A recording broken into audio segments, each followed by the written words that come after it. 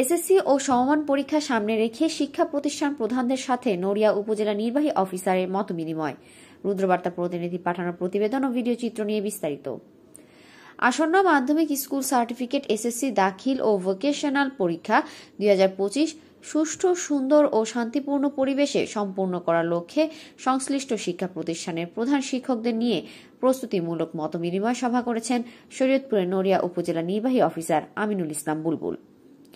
সভাপতির বক্তব্যে তিনি পরীক্ষার সময় সকল পরীক্ষা কেন্দ্রে নকলমুক্ত পরিবেশে বজায় রাখার প্রতি গুরুত্বারোপ করেন। 10 এপ্রিল সকাল 10টায় সকল পরীক্ষা কেন্দ্রে একযোগে পরীক্ষা গ্রহণ করা হবে। এ সময় অন্যান্যদের মধ্যে নড়িয়া উপজেলা মাধ্যমিক শিক্ষা কর্মকর্তা মোহাম্মদ ফজলুল হক উপস্থিত ছিলেন।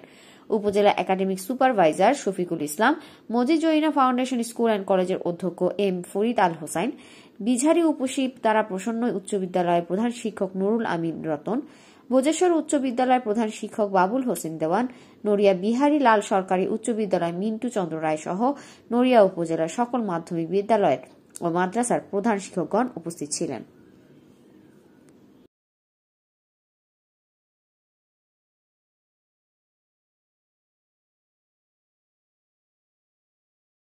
Audio Jungle.